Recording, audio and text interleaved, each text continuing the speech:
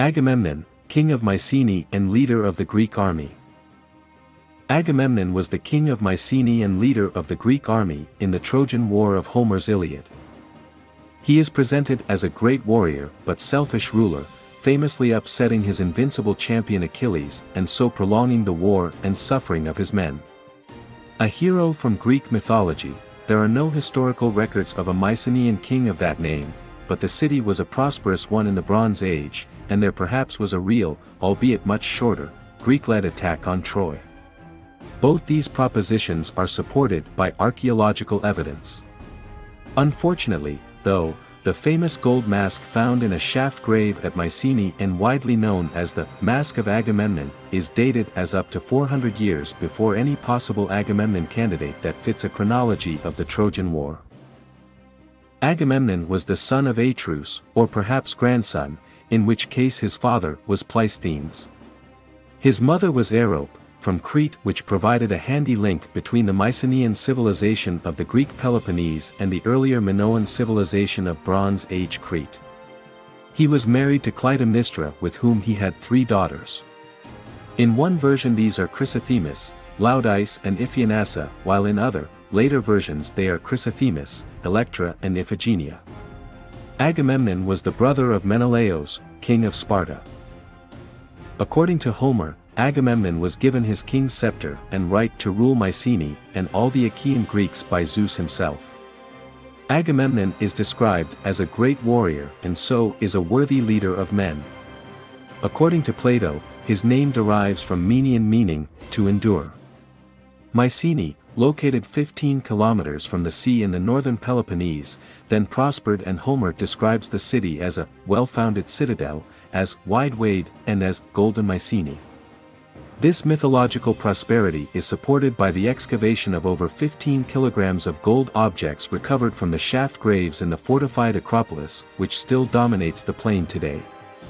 Further excavations have also revealed that the city once covered 30,000 square meters and was first inhabited in Neolithic times.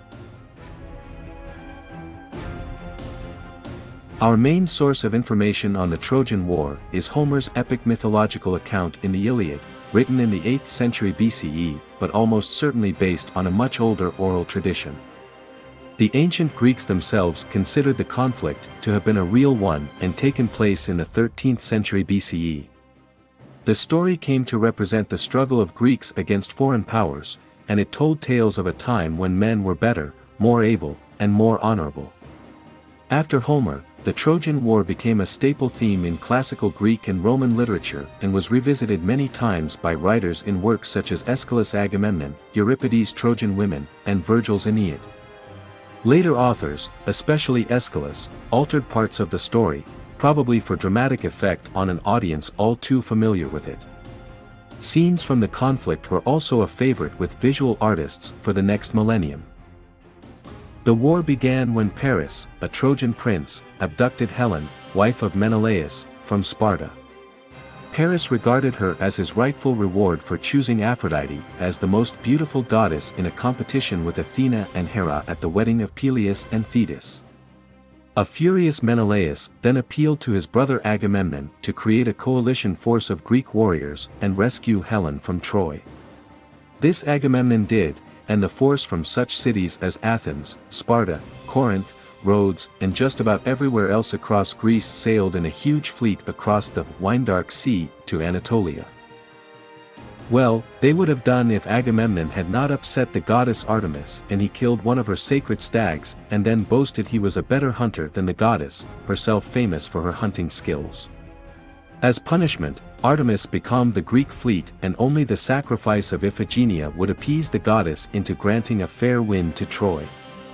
Agamemnon duly offered his daughter in sacrifice, but in pity and at the last moment, the goddess substituted a deer for the girl and made Iphigenia a priestess at her sanctuary at Taurus.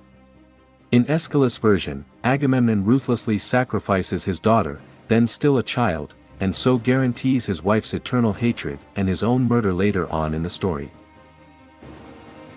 Finally arriving at Troy, most of the next 9 years was spent in the Greeks laying siege to the well-fortified city.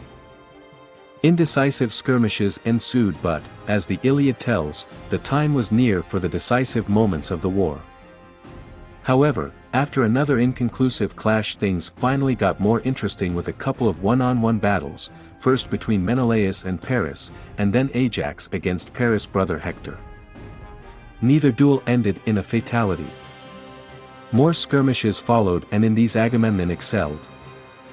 Despite his prowess, Agamemnon was stabbed in the arm by Coon, who paid for his strike with his head, and the king retired to his camp. The next big event was when the Trojans attacked the Greek camp and set fire to their ships. Things were not going at all well for the Greeks, and Agamemnon was largely to blame. For he had upset the Greeks' greatest fighter Achilles when he pulled rank and stole the hero's female war booty Briseis. As a result, Achilles went into a sulk and refused to fight. Agamemnon sent Odysseus to persuade Achilles to rejoin the fighting on the promise of tremendous treasure. Achilles refused, and it was only when his great friend Patroclus was killed by Hector that he put on his armor and helped the Greeks regain the initiative in the war by killing Hector. The war still rumbled on, though, and it was only Odysseus' ruse of the wooden horse, which allowed the Greeks to get inside the city, which finally brought the fall of Troy. When Agamemnon returned to Mycenae in glory and with his prize, Trojan King Priam's daughter, Cassandra, he was, alas, killed by his jealous wife Clytemnestra and her lover Aegisthus while he was enjoying his coming home banquet. In later versions of the story, Clytemnestra killed her husband in the bath with a knife.